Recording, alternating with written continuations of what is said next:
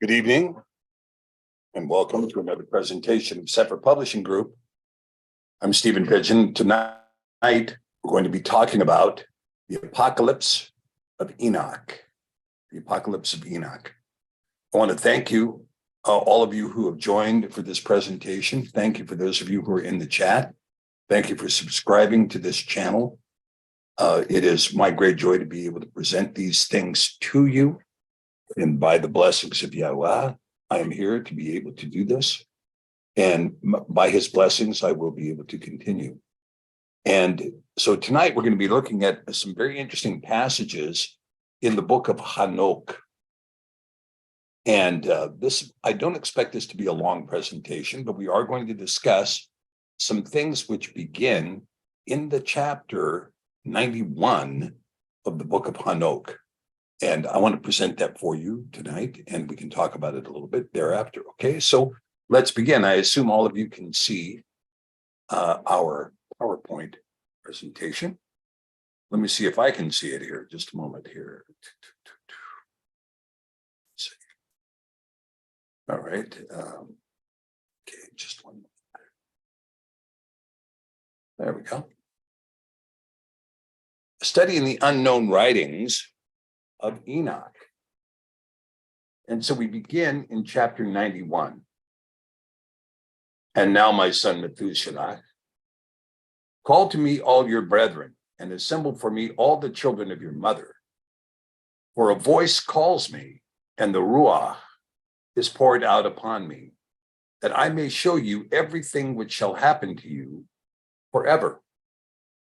Then Methuselah went and called to him all of his brethren, and assembled his kindred, and conversing with all his children in truth, said, Hear, my children, every word of your father, and listen in uprightness to the voice of my mouth.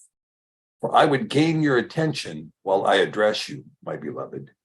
Be attached to integrity and walk in it. Now, integrity is a very interesting word because, of course, integrity means that your walk equals your talk, and that your talk equals your walk. A lesson for all of us, just the word alone. Approach not integrity with a double heart, nor be associated with double-minded men. But walk, my children, in righteousness, which will conduct you in good paths, and let truth be your companion. For I know that oppression will exist and prevail on the earth, that on earth great punishment shall in the end take place, and that there shall be a consummation of all iniquity, which shall be cut off from its root, and every fabric shall pass away. Iniquity, however, shall again be renewed and consummated on earth. Every act of crime and every act of oppression and impiety shall be a second time embraced. Chanoch 91:5-6.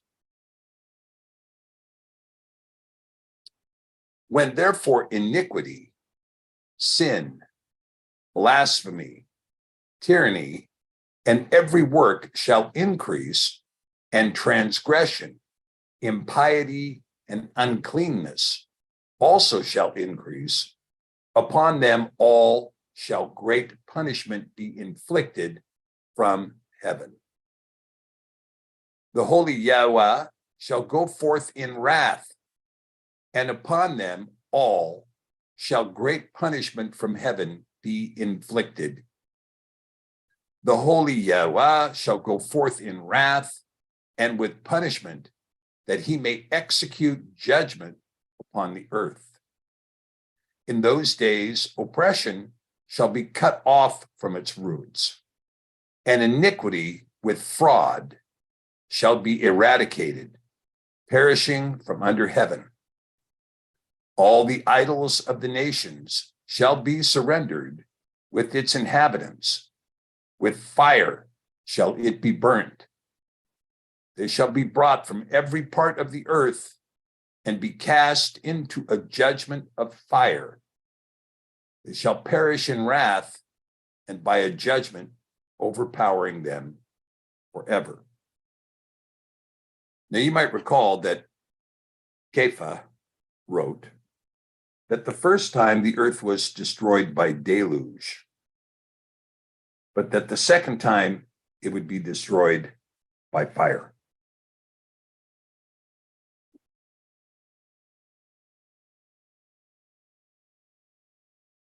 Righteousness shall be raised up from slumber, and wisdom shall be raised up and conferred upon them. Then shall the roots of iniquity be cut off, sinners perish by the sword, and blasphemers be annihilated everywhere.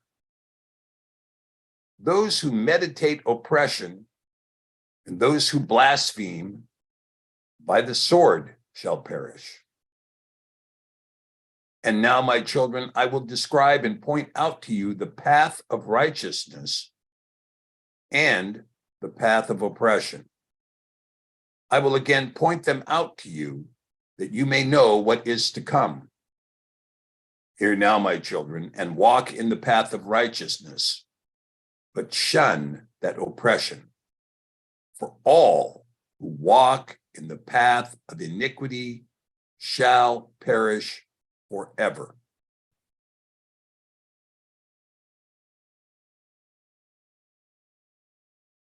Going on to chapter 92 of the book of Chanoch. That which was written by Chanoch, he wrote all this instruction of wisdom for every man of dignity and every judge of the earth, for all my children who shall dwell upon the earth, and for subsequent generations, conducting themselves uprightly and peaceably. Let not your ruach be grieved on account of the times, for the Holy, the Great One, has proscribed a period to all. Let the righteous man arise from slumber. Let him arise and proceed in the path of righteousness, in all its paths, and let him advance in goodness and eternal clemency. Mercy shall be showed to the righteous man. Upon him shall be conferred integrity and power forever. In goodness and in righteousness shall he exist, and shall walk in everlasting light. But sin shall perish in eternal darkness, nor be seen from that time forward forevermore.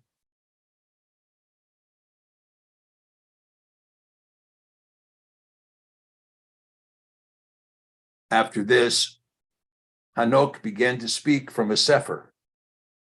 And Chanoch said, concerning the children of righteousness, concerning the elect of the world, and concerning the plant of righteousness and integrity, these things will I speak of, and will I explain to you, my children. I am Chanoch. In consequence of that which has been shown to me from my heavenly vision, and from the voice of the watchers and the holy ones, have I acquired knowledge, and from the tablet of heaven have I acquired understanding.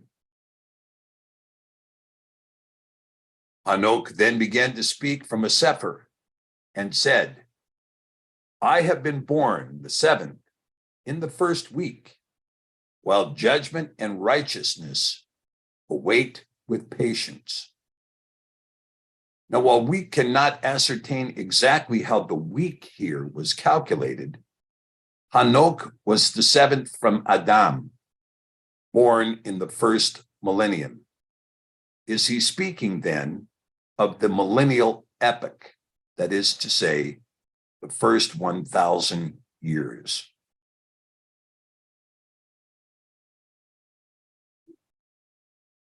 But after me, in the second week, great wickedness shall arise, and fraud shall spring forth.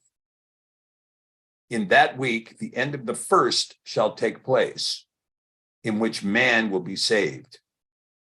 But when it is completed, iniquity shall grow up, and he shall execute the decree upon sinners. Now we see that the flood began about 1,320 years after the creation of Adam.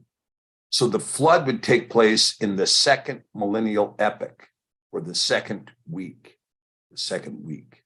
Okay.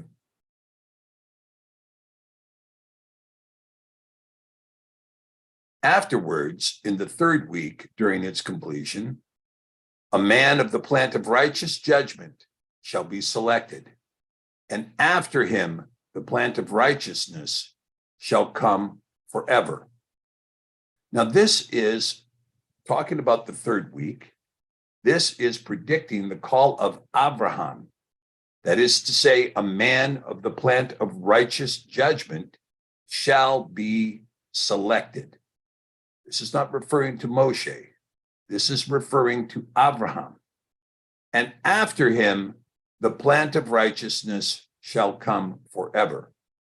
Now, the plant of righteousness is referred to in Genesis, where it is written that Yahweh called Yasharel his firstborn son. But in the Sefer Yovelim, the book of Jubilees, it is written that Yahweh called the seed of Yaakov his firstborn son. Yaakov, we know, became Yasharel, and the plant of righteousness is therefore the seed of Yasharel. A man of the plant of righteous judgment is Abraham, the plant of righteousness, the seed of Yasharel, which shall come forever. Subsequently, in the fourth week, during its completion, the visions of the holy and righteous shall be seen. The order of the generation after generation and a habitation shall be made for them. Now, this predicts the rise of the prophets, Yeshayahu, Yirmayahu, Hosea, Yoel, Nahum, Obedyahu, Zephaniahu, Zachariahu, Micah, Malachi. In the kingdom of Yahud, these were prophets at the time of the kingdom of Yahud. And the kingdom of Yahud was not given that kings might arise executing judgment over mankind, but rather that the order of generation after generation would be in a habitation which was made from them, that the visions of the holy and the righteous might emerge. So it is in this fourth millennial epoch when a habitation under David, Shalomah, and the kings would create a habitation for the house of Yasharel. Then in the fifth week during its completion, the house of glory and dominion shall be erected forever. Now, in my opinion, this is not the Temple of Solomon, but rather the Temple of Yahusha. This is referring to the creation of the temple built without hands, the lifting of the Son of Man, who would establish the house of glory and dominion forever in 3 days. That with his death and resurrection over a 3-day period of time, so as was Jonah in the belly of the whale, 3 nights and 3 days, so the Son of Man would be in the earth 3 nights and 3 days. And with his rising would death be conquered and the kingdom and the temple established, the spiritual temple established on earth forever. And this temple has not perished yet. It cannot be torn down by the machinations of the carnal man, who sees things only in flesh. But it exists in the non-material world, the same place where life exists, the same place where truth exists, the same place where meaning exists. This is where the temple is located, built without hands, we being the stones of that temple. After that, in the 6th week, all those who are in it shall be darkened. The hearts of all of them shall be forgetful of wisdom, and it shall be a man arise and come forth. And during its completion, he shall burn the house of dominion with fire, and all the race of the elect root shall be dispersed. This is discussing the rise of the dark ages that are going to immediately follow the death and resurrection and the times of Mashiach. This is here when a Roman emperor burns the house of dominion, which would be the temple in Jerusalem, and disperses those of the faith. And remember that the Nazarim, or the followers of the way, that were in place in Jerusalem at the time 68 AD, would flee from the city as soon as the city became surrounded, because this was the teaching of their prophet and rabbi, Yahusha, who said, when you see the city surrounded, flee. Do not wait. Flee. So what we see here is that these people of that faith were dispersed early on, and then the temple would be burned, marking the rise of darkness in the hearts of men, as Rome would continue to obliterate history, burning not only the temple in Jerusalem, but burning the library in Alexandria 3 times, burning the library in Carthage, and burning every artifact they could find which recorded an ancient text contrary to the approved Latin narrative. And the approved Latin narrative came forward at the expense of all history, taking the world into greater and greater levels of darkness until we arrived at 800 AD, when Charlemagne was appointed the emperor of the Holy Roman Empire, and he could neither read nor write. And this illiteracy was pervasive again and continued until the Ottomans had captured the apostate church in Constantinople, a church that had fallen away, a church that was no longer faithful, a church that concerned itself with the material world and the material world only, and that bickered over the last vestiges of power. That church was conquered by the Ottomans, who had a more resilient faith. And in their conquering of Constantinople, they did the will of Yah, because the scriptures and the manuscripts that were trapped in the Hagia Sophia would be released from the Hagia Sophia and would make their way into Europe to bring about a renaissance, to bring about the realization of the written word once again. And in the bringing about of the realization of the written word, suddenly the mind would begin to think again, as it was renewed in the teaching of Yahweh, in the teaching of Yahweh. Afterwards, in the 7th week, a perverse generation shall arise. Abundant shall be its deeds, and all its deeds perverse. We have arrived at this 7th week, and here we are. A perverse generation has risen. Abundant are its deeds, but all of its deeds are perverse. During its completion, however, the righteous shall be selected from the everlasting plant of righteousness, and to them shall be given the sevenfold doctrine of his whole creation.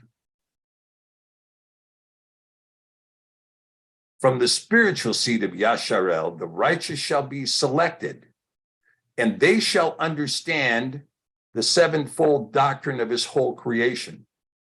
Now, the largest thing to understand in this sevenfold doctrine of his creation is that man's dominion on this planet is not going to exceed 7,000 years because it is Yah's manifest judgment.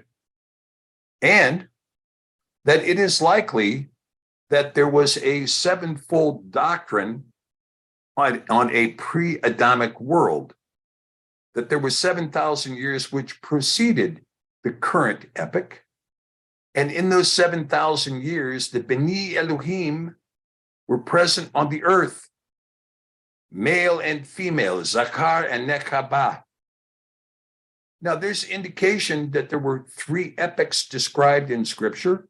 We know that Kepha is telling us, as well as Chanoch, that the heaven and the earth will be renewed through fire from this current generation, and that prior to this, we had a destruction by deluge.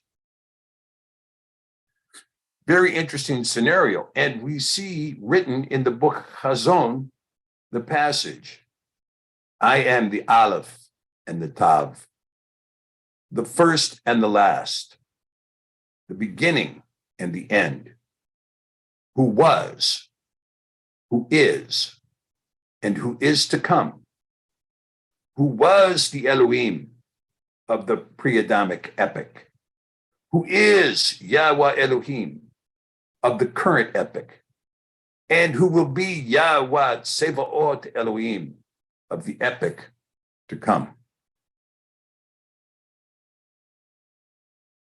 Afterward, there shall be another week, the 8th of righteousness, to which shall be given a sword to execute judgment and justice upon all oppressors.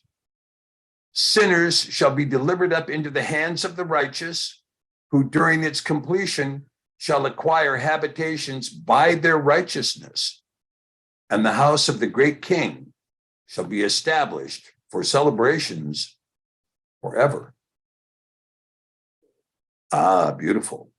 This is a vivid description of the coming millennial reign. After this, in the 9th week, shall the judgment of righteousness be revealed to the whole world. Every work of the wicked shall disappear from the whole earth, and the world shall be marked for destruction, and all men shall be on the watch for the path of integrity.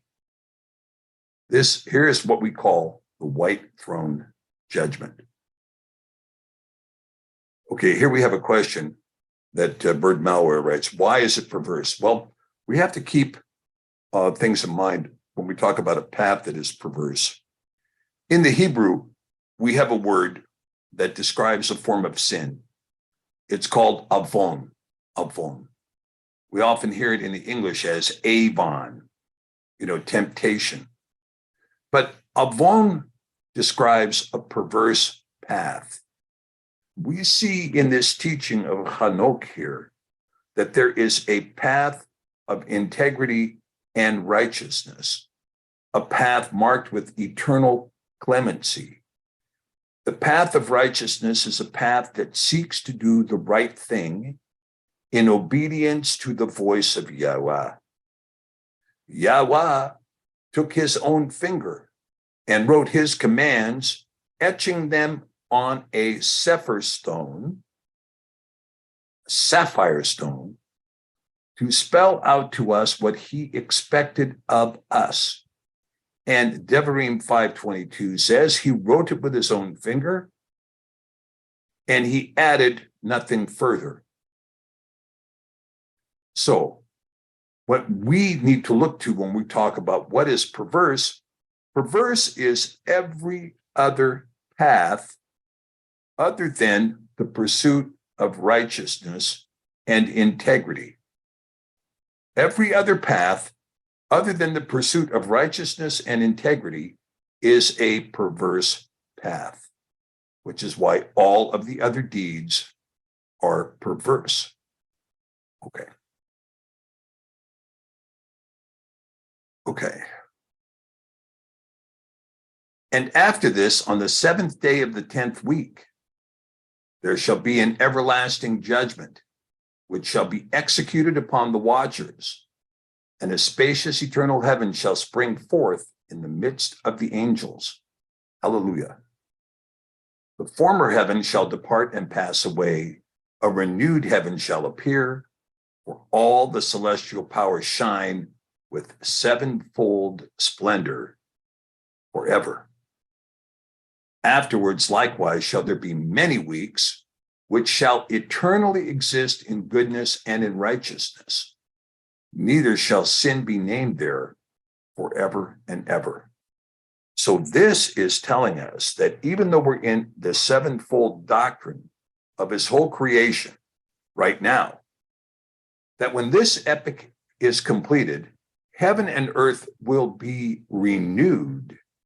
They will be renewed. And when they are renewed, they will shine with sevenfold splendor, sevenfold health, sevenfold vitality and life.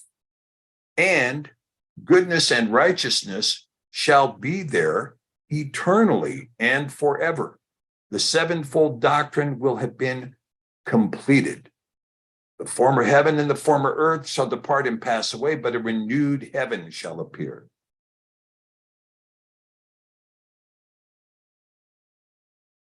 Right?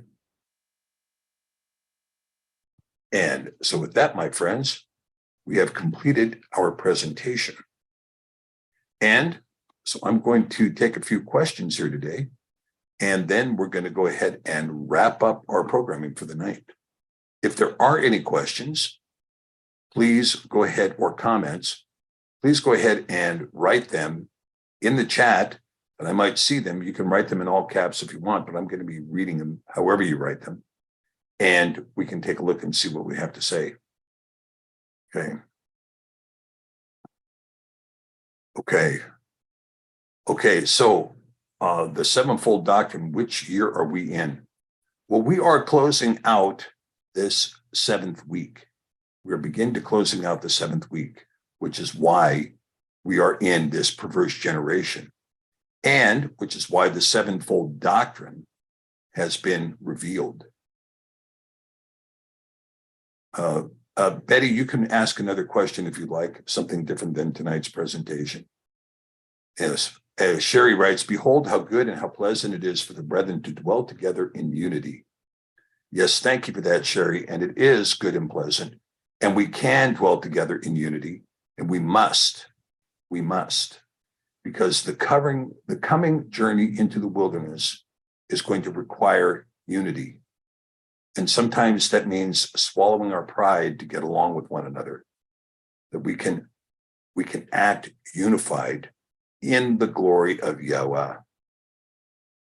Yes, someone asked, does this make us the third temple? Yes, the third temple was created with Yahusha. He created it the day he rose from the tomb. The third temple was created.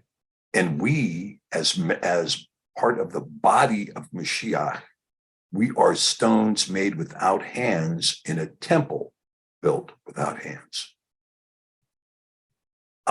Glenn Diven asked, will the 14 star signs be changed in the new Shemaim? Well, the 14 star signs, again, are kind of a simple policing. If you read A Witness to the Stars by E.W. Bullinger, you're really required to know 48 constellations. And you should be able to know them. And you certainly need to know the constellations that appear in your hemisphere so that you can recognize them. Do we know what caused the pre-Adamic destruction, not flood or fire?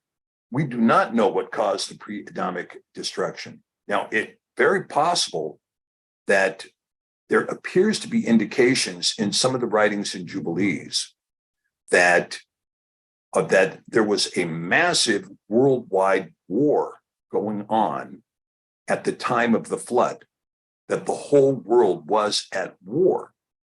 And there's also indication that when you look at Genesis 1 in its proper, Genesis 2 in its proper read, that the earth was destroyed and a ruin.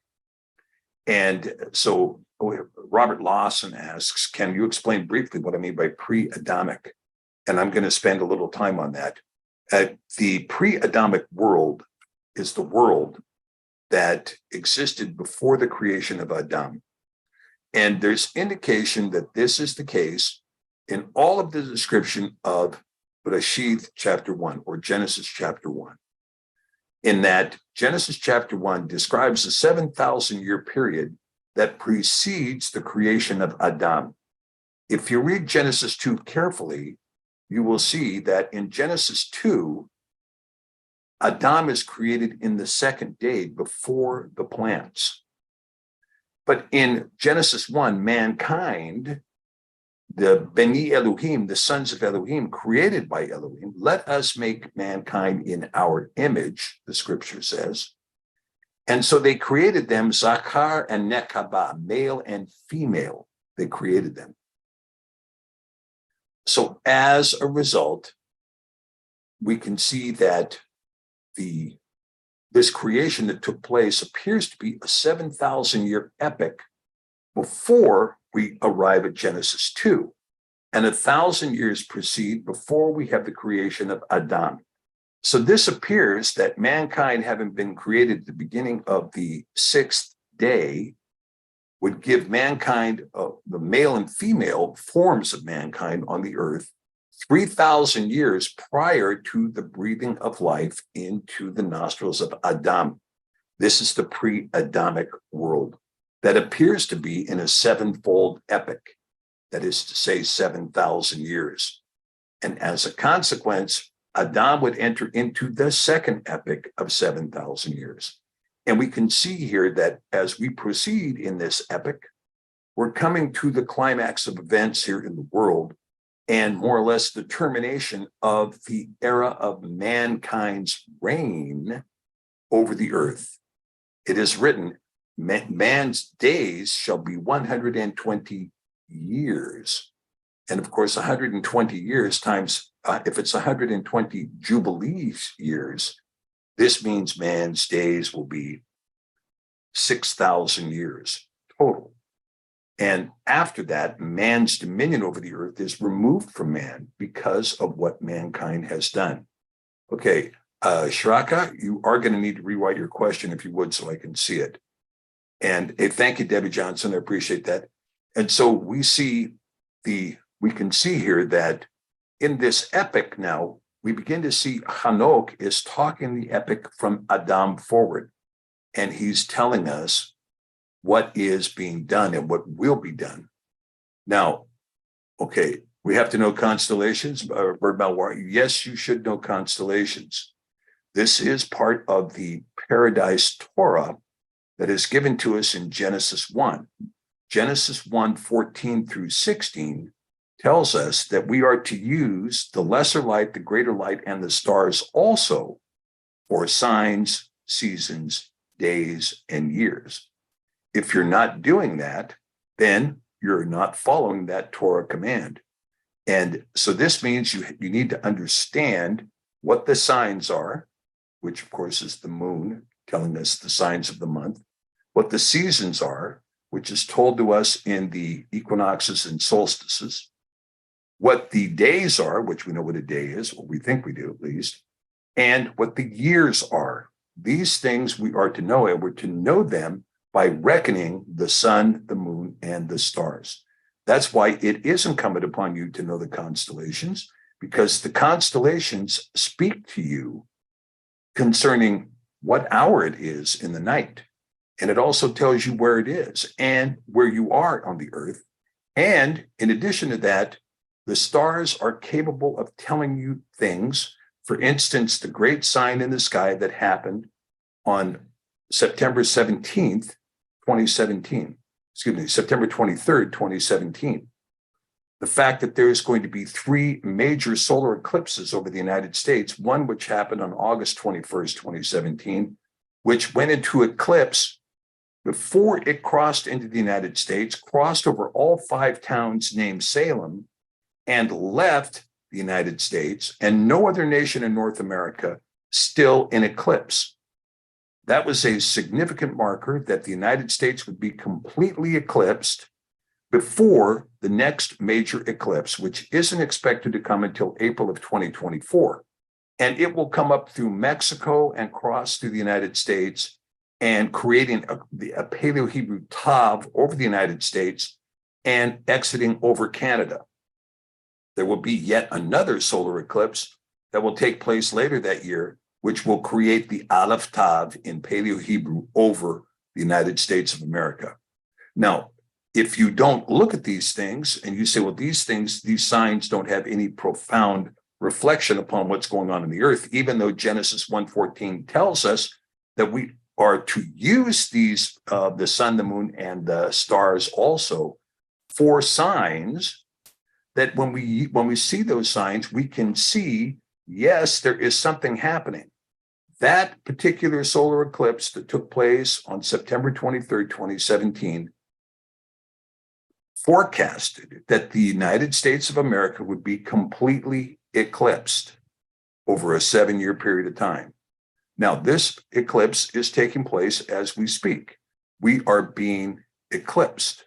And we can blame it on incompetence if you want at the federal level. But really, the reason we're being eclipsed is because our leaders have become totally perverse in their ways. They do not walk in integrity. In fact, integrity is completely ruled out.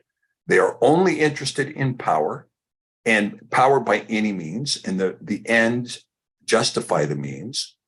And as a consequence, they've lost all sense of integrity. They walk a completely perverse path. Their exaltation of cultural Marxism, they think is creating equity, but instead is creating depravity. And it's creating depravity at the highest levels ever seen in the history of man, which is bringing a total and complete judgment on the United States of America in every way you can possibly imagine: spiritually, materially, economically, politically, militarily, intellectually, in terms of what our education is going to do, in terms of what our medicine is going to do.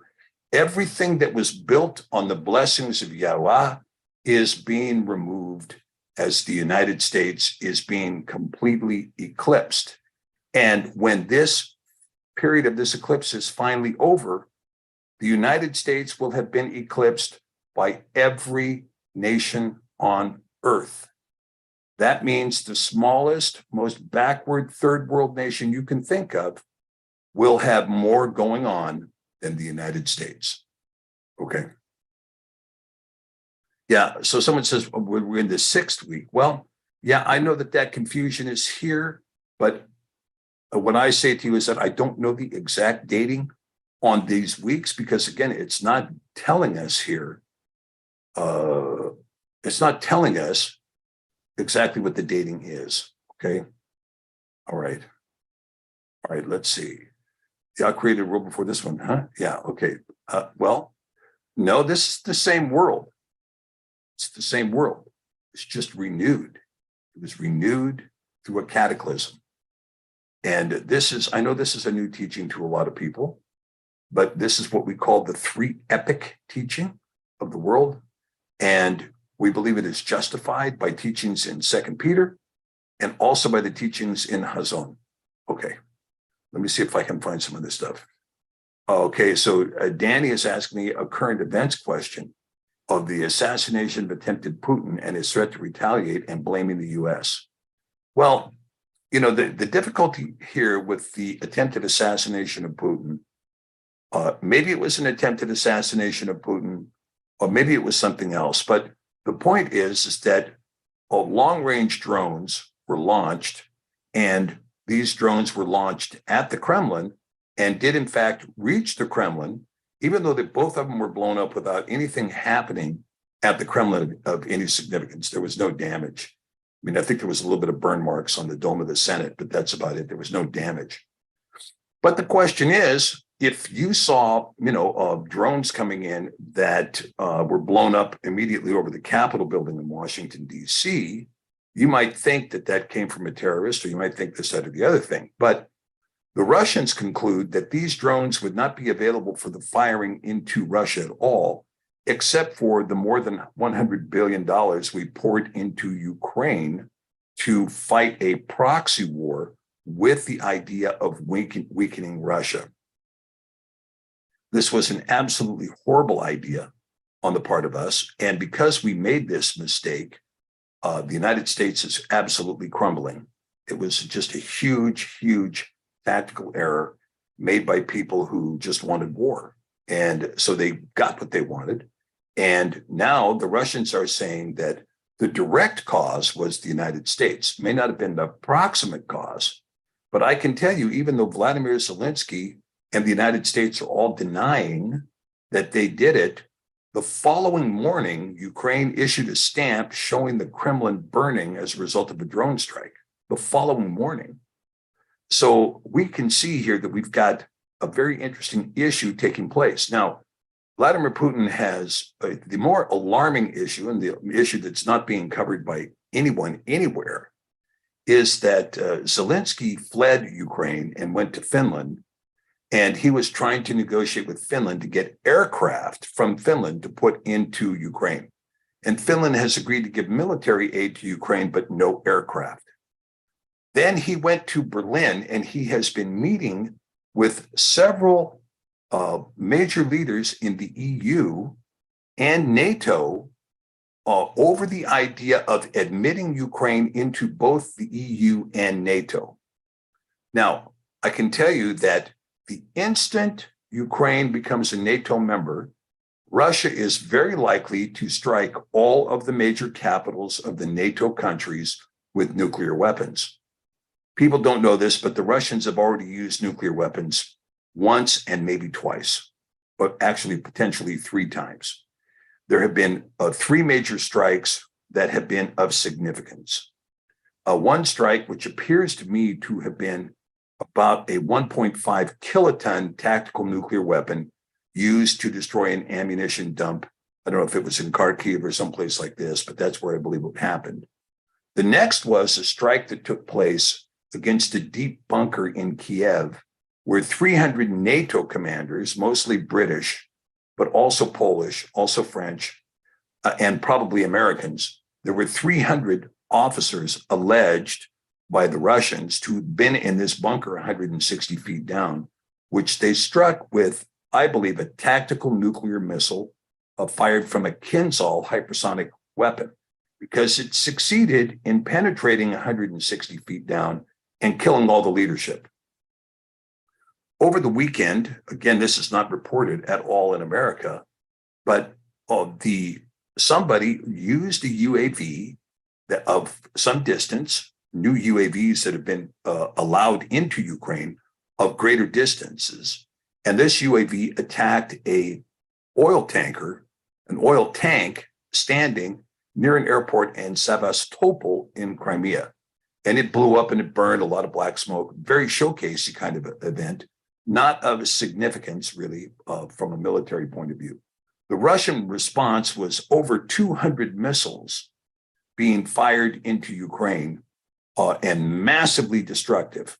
Now, one of these missiles struck at a place called Pavlograd, and Pavlograd was a center where the Ukrainians had amassed all of their S-300 air defense weapons. These S-300 air defense weapons were what they were going to use to try to declare a no-fly zone over Ukraine using the S-300 as anti-aircraft. They had 25 of those weapon systems there in Pavlograd. Well, the Russians, I believe, struck that with a 20 kiloton nuclear weapon. That's my opinion. Now, other people may disagree, but when I witnessed the actual visuals of the explosion, first of all, the quality of the explosion was very, very broad. And of course, you saw this rise of the event like you would see consistent with the mushroom cloud forming. That is, when you have a conventional weapon blow up, it blows up kind of like a circle expanding, like a circle expanding. But when you have a nuclear weapon go off, it's different.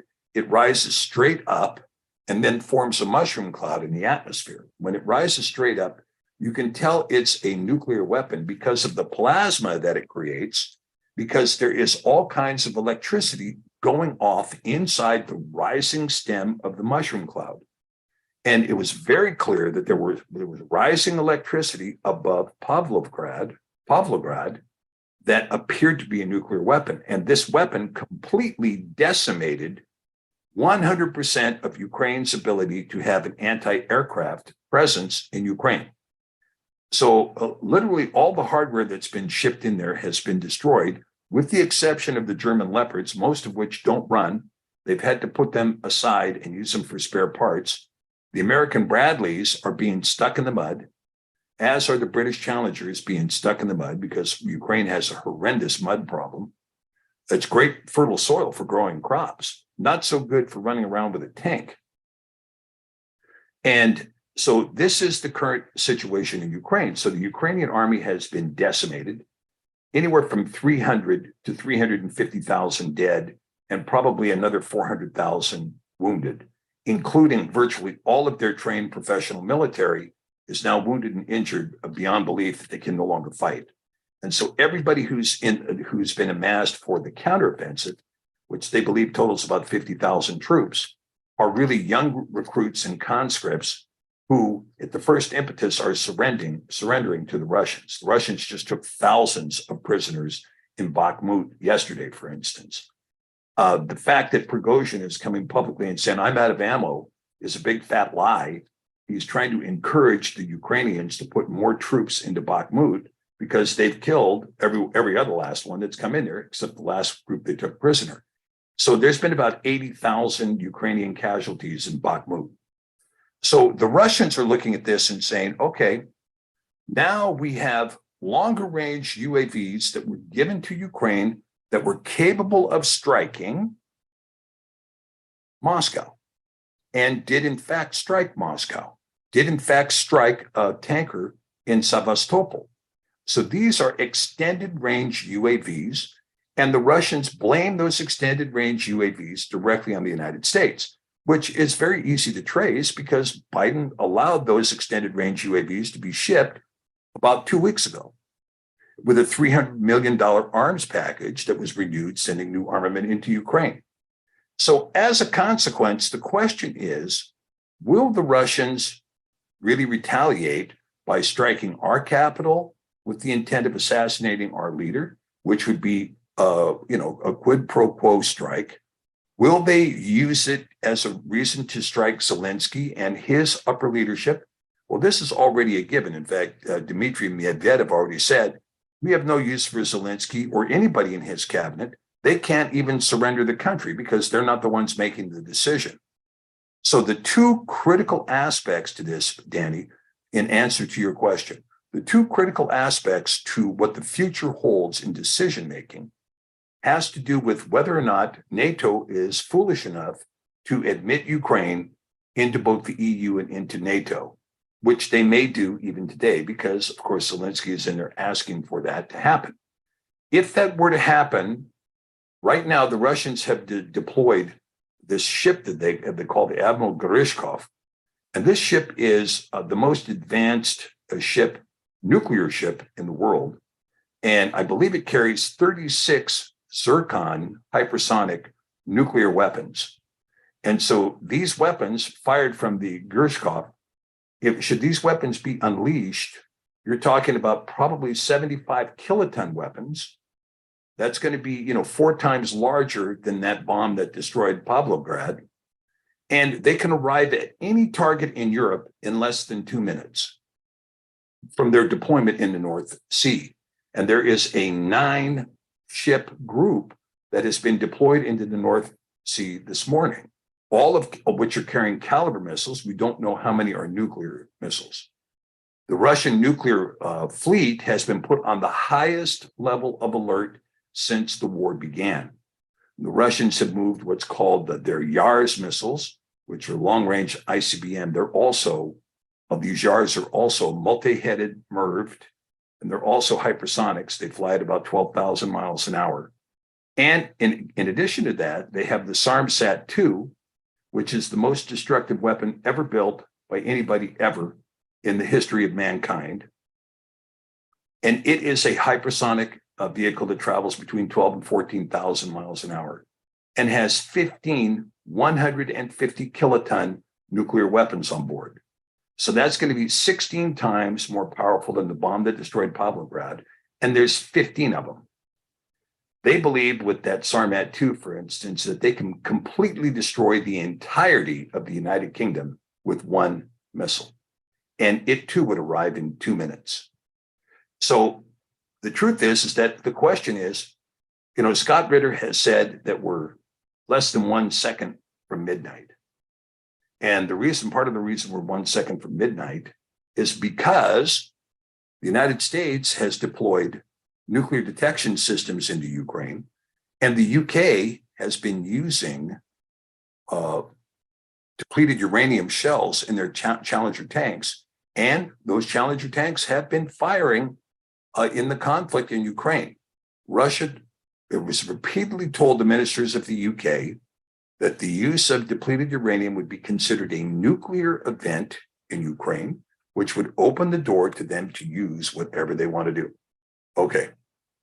Okay, and so when we talk about the constellations of bird malware, I'll just say this to you. Take a look at E.W. Bullinger's A Witness to the Stars. Start there, okay? We also have a class on Sefer Academy called Mazarot that John Reed Austin taught that will give you a very good, up-to-date discussion about the constellations, okay, let's see. Sherry was, why is it I mentioned in all scripture that it's being carried or stolen of any of those things like that in the ark? Okay, I'm not sure what that question is, Betty. I don't know what this is. Do you recognize new moon, a personal observation of one over Jerusalem? I do not recognize a new moon as one over Jerusalem. There is nothing in scripture that uses the word rabbi in telling us how to determine the calendar. Okay. Where do we find the sevenfold doctrine? Maxwell Dunny writes. This is a very good question, Maxwell. The sevenfold doctrine is something that can be found in Genesis 1:1. There are 7 words in Genesis 1:1. The best teaching tool for the sevenfold doctrine is the 7-candled menorah. Because if you put the 7-fold candle menorah in front of you, you can learn the 7 feasts of Yahweh. You can learn the 7 days of the week and the Shabbat. You can learn the 7 you can learn the 7 Ruachot that is discussed in Yeshayahu 11:2, Yeshayahu 11:2. And also the other sevenfold doctrine to understand 6 years and a 7th sabbatical, 6 days and a 7th day Sabbath. All of this is given in the sevenfold doctrine.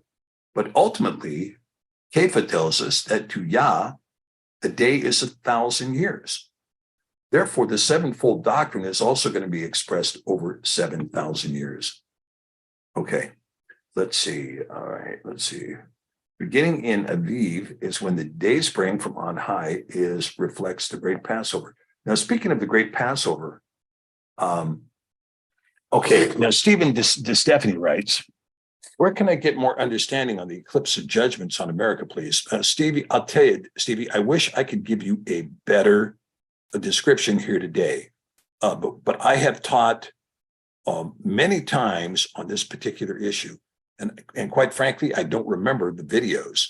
But you can go to Sefer.net under resources, and you can catch all of my videos. They are ensconced there. Even the videos that have been taken down, we have those videos available on Sefer.net under resources, then under videos.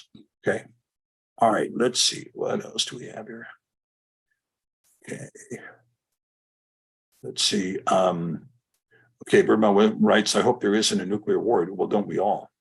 But whether there is a nuclear war or not, it will not stop the judgment on the United States of America. It will not stop it. Okay.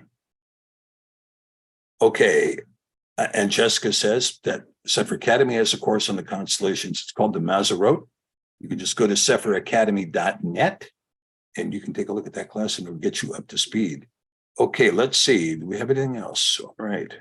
All right.